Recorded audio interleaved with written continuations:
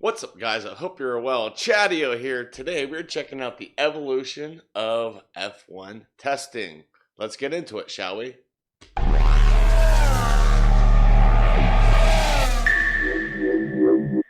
How has F1 testing evolved?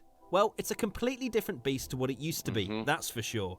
As of 2007, testing time has become less and less frequent in an attempt to reduce running costs, which in turn helps the lower teams. It's gone from unlimited, all-you-can-eat, drive-to-your-heart's content testing to now having only 8 days before the season kicks off, Wow. which is absolute chaos for F1 teams. Yeah, it's insane. You heard me right, 8 days to test everything they have been developing over the winter. I struggled to tidy my bedroom in that time. Right. In the early days of the sport, Me F1 too. teams would test their cars wherever they could, such as local racetracks, or if they were feeling cheeky and had a healthy relationship with the local law enforcement, maybe just a quick blast along the road or around an industrial estate. It was pretty much a case of Dave and the squad popping out with a pen and paper, writing down the odd notes and making sure stuff worked. 1972 was the year when Ferrari changed the game. Dave and the squad really had to get their thinking caps on as Ferrari built its own test track in Fiorano, which still exists to this day. Holy crap, man, It was that's a cool. huge advantage, as the team could simply use it whenever they wanted, instead of relying on other tracks to shake down and test the cars. Oddly, however, even with these incredible testing facilities, Ferrari wasn't having much success at the time. When Niki Lauda rocked up at the team in 1974 and saw what Ferrari had going on, his first impression was, why don't they win all the races? Ferrari, of course, eventually got it right. In the late 90s, early 2000s, Michael Schumacher, with the help of dedicated Ferrari test drivers such as Luca Badoer and Luciano Berti, used to do thousands of kilometers of F1 testing during the season.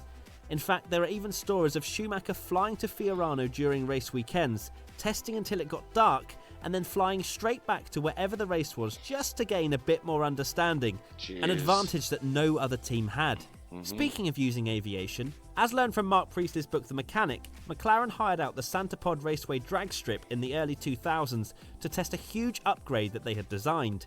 All the signs pointed to a huge performance advantage, but they needed to test it in real life, in the dry. Of course, the heavens opened and the whole team were left frustrated until one engineer, potentially jokingly, said to use a helicopter to dry the track by flying so low that the blades would disperse the water. The helicopter was arranged, it didn't work, but these are the lengths that F1 teams will go to test their car.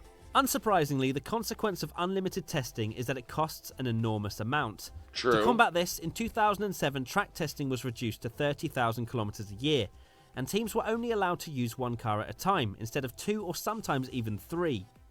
A year later, that was halved to 15,000 kilometers, and in-season and private testing was banned altogether. The restrictions got tighter and tighter, and laws were even imposed on the teams being able to use their wind tunnels and CFD, which stands for Computation Fluid Dynamics. With a wind tunnel, experiments are carried out by blowing wind over a real-life object, who would have guessed, in a controlled environment and measuring the aerodynamic forces that arise. Compare this to CFD, it's the exact same experiment but carried out in computer simulation. With less and less time on track, millions of pounds of investment were transferred over to developing wind tunnels, testing facilities, car simulation and so on.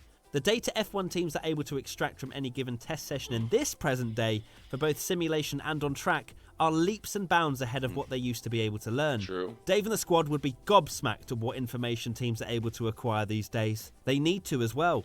In-season tests have returned, but with the caveat that teams have to put young drivers with minimal F1 experience in the car for at least 2 of the 4 allocated days.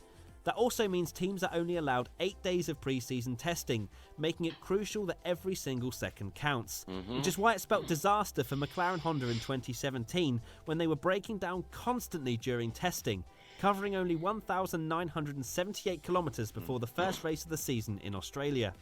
Comparing that to Mercedes, who managed to cover 5,102 kilometers, you could say that wasn't the best preparation. What is the future of F1 testing? Will it be restricted even further in the future? Let us know in the comment section below. Well, that was very interesting. Pardon me, I learned a lot in that. It's kind of cool to see the evolution of Formula One testing and preparations and, trying to get the edge over the competitors. I absolutely like that a lot. That was very, very cool to see.